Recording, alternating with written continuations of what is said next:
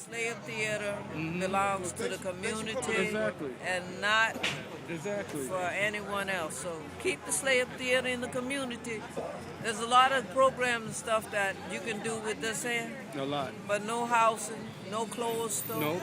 A historical site should be acknowledged. But we are honored after a long struggle that we're able to come to the slave. A young man said to me, I said, I want to go to the slave tomorrow night. I said, yes, sir. He said, are you tired? I said, even if I'm sleeping, I just got to go there, open my mouth, because the slave has a base of conscious people who come there. So going to the slave is not a task for me. It's very easy. This task which we're involved in, the task of conscious raising of the masses of the people, must be properly understood. Each audience which you come before is not the same audience. But our task is raising consciousness. And in some audiences, the level of consciousness is much higher than it is in others. This is a fact. At the slave, you have many activists.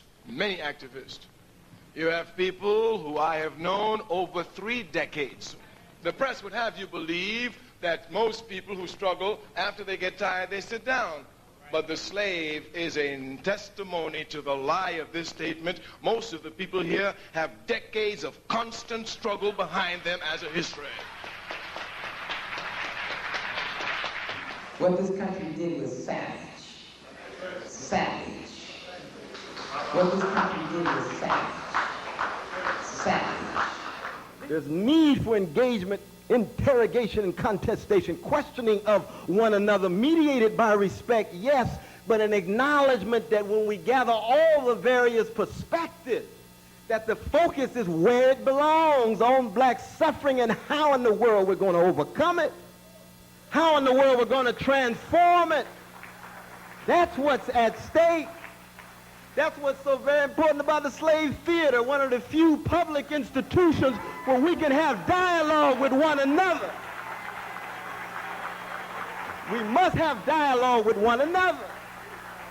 We've got things to learn from each other. No ideological stream has a monopoly on truth or virtue. Brother Sharpton, how you doing there, brother? Good to see you.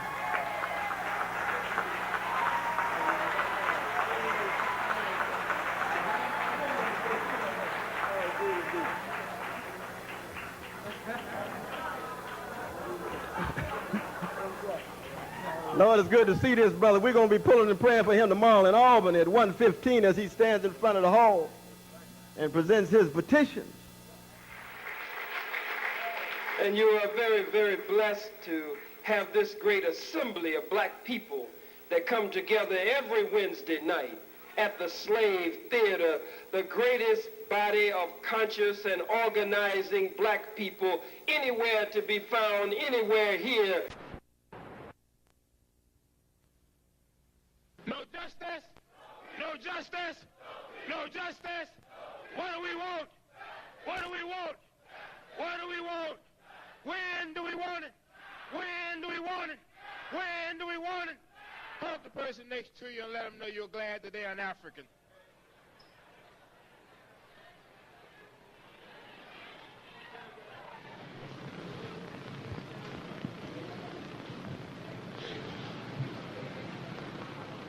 Let me,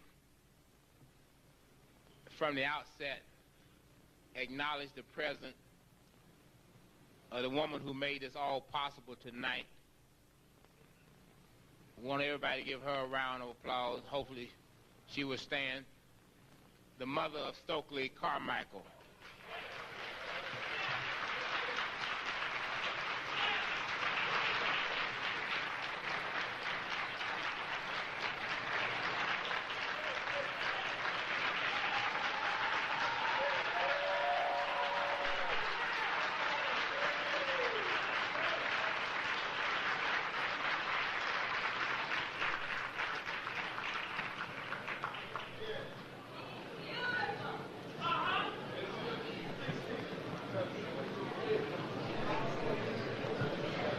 Nobody in here courting tonight.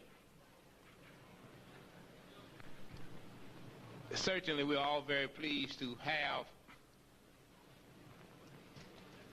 Kuame Ture's mother with us this evening. And certainly our presence here tonight simply confirms what she already knows, and that is the greatness of her son and how important already he has been to our struggle here in North America and throughout the African diaspora. We want to bring you some updates on the question of identity. You know, it's crucial for a people whose culture has been destroyed. If one doesn't know who one is, one really cannot know what one's interests are or where one is going. That's right. This fact can be properly understood if after you've entered the theater tonight, the slave, when the meeting is over, you forgot even where you live, you're in serious problems. You're in serious problems. Thus, always understanding where you come from, where you must go, and who you are crucial for all people, but especially for an oppressed people. Indeed, the first job of the oppressor is to wipe out the culture of the oppressed and have the oppressed believe that they have the same culture as the oppressor. His job is to have you think that you have the same history as the oppressor. Once he thinks that you have the same history, once you think you have the same culture, you will think that the enemies of your oppressor happens to be your enemies. Once you know your history, once you know your culture, you will know that the enemies of your enemy must be aided to bring down your enemy. Anytime you make an analysis of an oppressed people in any aspect of their life and you leave out the enemy, you will never come to a correct analysis. On the contrary, you will blame the oppressed for all of their problems. The struggle here begins with a fight against ignorance. But this fight against ignorance must be properly understood. Not only does the enemy make you ignorant, but then he makes you want to love ignorance and hate knowledge.